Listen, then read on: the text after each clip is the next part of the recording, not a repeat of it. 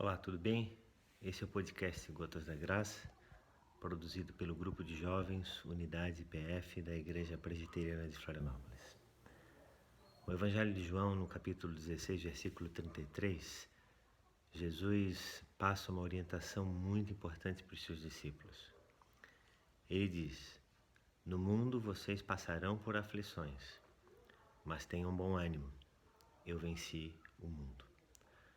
Quando Jesus afirma esta verdade aos seus discípulos, ele está falando num contexto de perseguição religiosa aos seguidores e às seguidoras de Cristo Jesus. O Evangelho estava crescendo, o reino de Deus estava sendo colocado e visto publicamente de forma exponencial.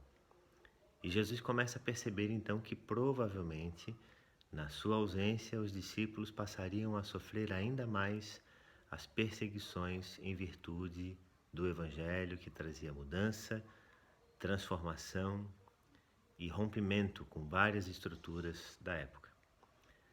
Nesse contexto, então, Jesus, percebendo essa situação, ele coloca para os discípulos sobre os cuidados que eles deveriam ter em relação ao futuro e às situações que potencialmente eles poderiam enfrentar. Jesus em nenhum momento diz para os seus discípulos que viver a vida cristã seria algo fácil.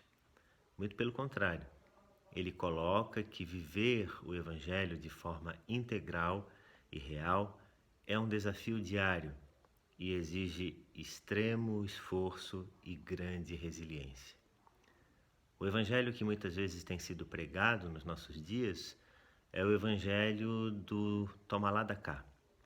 Se eu faço alguma coisa para Deus, eu recebo algo em troca. Ao contrário daquilo que o Evangelho nos mostra, a graça ela é absoluta. Nada do que fazemos para Deus pode aumentar ou diminuir a intensidade da graça que Ele estendeu sobre as nossas vidas. Então toda a obra de salvação, de graça e de misericórdia procede de Deus. E nada do que façamos pode interferir nisso. É graça, simplesmente graça. Assim, nós aprendemos que a nossa dependência de Deus ela deve ser absoluta.